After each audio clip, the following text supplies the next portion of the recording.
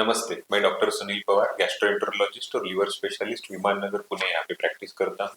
यह चैनल मैंने पेट के संबंधित बीमारियों की जानकारी के लिए बनाया है। अगर आपको रेगुलर अपडेट चाहिए तो सब्सक्राइब करें और बेल आइकॉन पे क्लिक करें।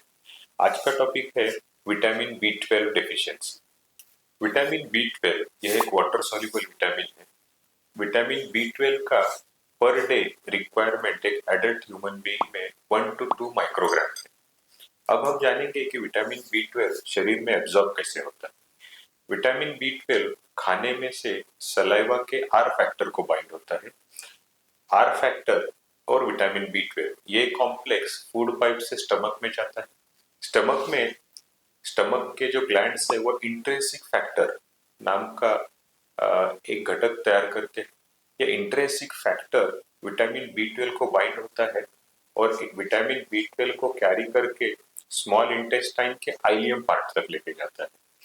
ये आइलियम पार्ट में विटामिन B12 बॉडी में एब्जॉर्ब होता है। विटामिन B12 कौन से फूड प्रोडक्ट्स में रहता है? Vitamin B12 non vegetarian foods में रहता ही है, जैसे कि एग्स है, मीट है, चिकन है, इसके अलावा लीवर है।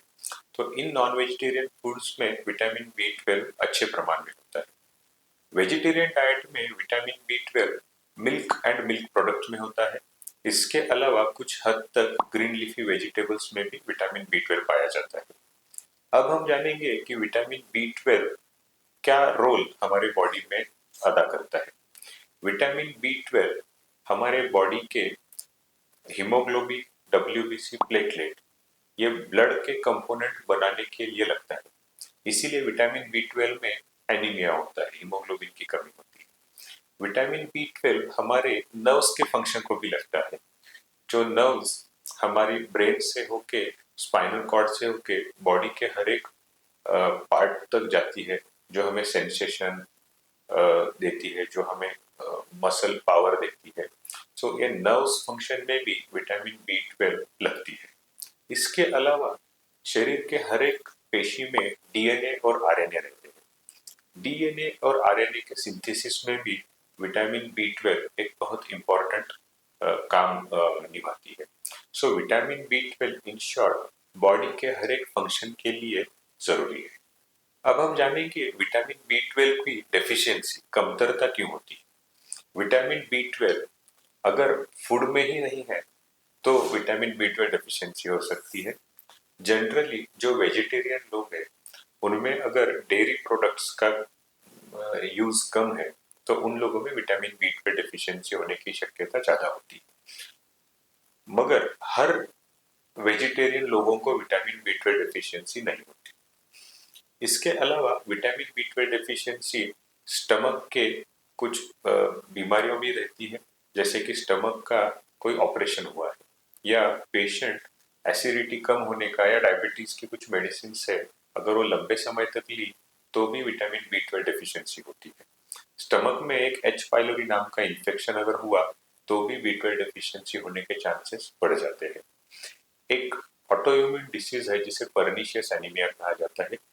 इसमें स्टमक के जो ग्लैंड्स है उनमें डिस्ट्रक्शन होता है और उसके वजह से इंट्रिंसिक फैक्टर तैयार नहीं होता और फिर विटामिन B12 डेफिशिएंसी होती है। इंटेस्टाइन की बीमारियां जैसे सीलियाक डिसीज है, ट्रॉपिकल फ्लू है, इन बीमारियों में भी विटामिन B12 एब्जॉर्ब भी नहीं हो पाता बिकॉज इंटेस्टाइन की इनर लेयर बराबर काम नहीं करती, तो विटामिन डेफिशिएंसी, B12 डेफिशिएंसी हो जाती है। जेनेटिक बीमारियां रहती है कुछ जिसमें पर्टिकुलरली सिर्फ विटामिन B12 का एब्जॉर्प्शन नहीं होता है, तो इसलिए भी विटामिन B12 डेफिशिएंसी पाई जाती है। अल्कोहल और पैनक्रियाज के बीमारियों में भी विटामिन B12 डेफिशिएंसी पाई जाती है। अब हम जानेंगे कि विटामिन B12 से क्या सिम्टम आते हैं। सबसे पहले अगर किसी व्यक्ति को देखे आप और जानने की कोशिश करें कि उसको विटामिन B12 डेफिशिएंसी है कि नहीं, तो दो इंपॉर्टेंट पॉइंट है। एक, उसके नकल्स अगर ज्यादा ब्लैक हो गए हैं, नकल हाइपर पिगमेंटेशन जिसे बोलते हैं, अगर नकल हाइपर पिगमेंटेशन बहुत ज्यादा है तो इस व्यक्ति में विटामिन B12 डेफिशिएंसी होने के चांसेस काफी ज्यादा मात्रा में है। उसके अलावा अगर पेशेंट का कलर थोड़ा डस्की हुआ है, थोड़ा डार्क हुआ है, तो ये भी विटामिन B12 का एक इम्पोर्टेंट सिम्टम है, जो कि किसी भी व्यक्ति को देख के हम जान सकते हैं कि इसको विटामिन B12 होने के चांसेस ज्यादा है। इसके अलावा विटामिन B12 डिफिशियंसी में फटीग होती है, कमजोरी बहुत लगती है। विटामिन B12 हमारे ब्लड फॉर्मेशन भी लगता है। इसके लिए विटामिन B12 डिफिशियंसी में खून की कमी काफी हद तक हो जाती है और उसके वजह से वेट लॉस भी होता है, लूज मोशंस भी हो सकते हैं। विटामिन B12 लिवर फंक्शन में भी लगता है, इसलिए जॉन्डिस भी विटामिन B12 में होता है। मुंह के छाले आना ये भी विटामिन B12 का सिम्टम है।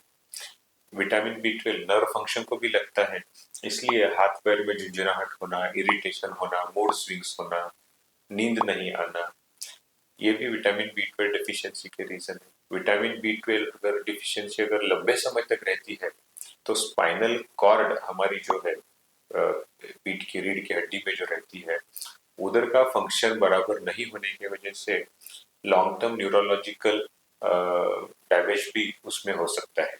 इसमें से कुछ या काफी सिम्टम है तो हम एक simple blood level vitamin B12 का कर सकते हैं, जिससे हमें पता चलेगा कि विटामिन B12 डिफिशियंसी है या नहीं।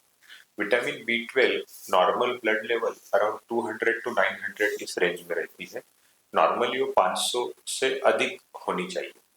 अगर विटामिन B12 डिफिशियंसी है तो उसके लिए ट्रीटमेंट किया जाता है। कभी कभी कुछ पेशेंट्स में विटामिन B12 का वैल्यू 1500 2000 भी आता है।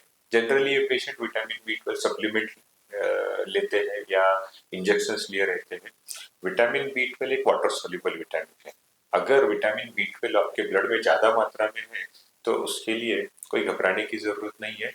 ये विटामिन B12 यूरिन के जरिए बॉडी बाहर उसको थ्रो कर देगी। विटामिन B12 डेफिशिएंसी का ट्रीटमेंट कैसे किया जाता है? विटामिन B12 डेफिशिएंसी का ट्रीटमेंट हम इंजेक्शन से कर सकते हैं। ये इंजेक्शन इंट्राविनस रूट से भी दिया जाता है, इंट्रामस्कुलर रूट से भी दिया जाता है जो कि मसल के अंदर दिया जाता है, और नए इंजेक्शन आए हैं जो स्किन के नीचे सबक्यूटेनियस तरीके से भी दिए जाते हैं। सबक्यूटेनियस तरीके से जो इंजेक्शन दिए जाते हैं वाटर सॉल्युबल है तो उसकी वजह से उसमें पेन ज्यादा नहीं होता है। पेशेंट्स को अगर अच्छे से सिखाया जाए तो घर पे खुद भी ले सकते हैं। इसके अलावा टैबलेट फॉर्म में भी विटामिन B12 आता है, लिक्विड फॉर्मुलेशंस में भी विटामिन B12 आता है और एक स्ट्रिप फॉर्मुलेशन में भी आता है। स्ट्रिप वो टंग के ऊपर रखनी होती है और उधर ही वो विटामिन B12 डिजोल्व होके ओरल कैविटी के इनर लेयर थ्रू एब्जॉर्ब हो जाता है। इसके अलावा विटामिन B12 के नेजल स्प्रे भी आते हैं, बट नेजल स्प्रे के वजह से नोज में इरिटेशन होता है, रनी नोज होता है और उसका एब्जॉर्प्शन टैबलेट के कंपैरिजन में कुछ खास ज्यादा नहीं है, इसलिए nasal spray out of focus हो चुके हैं। आज हमने देखा कि विटामिन B12 हमारे लिए क्यों जरूरी है, उसका डेफिशिएंसी क्यों होता है और उसको ट्रीटमेंट कैसे किया जाता है। इस संबंध में अगर आपको कोई क्वेश्चन है तो कमेंट बॉक्स पे जरूर लिखें, उसके उत्तर देने का मैं प्रयास करूंगा। Thank you.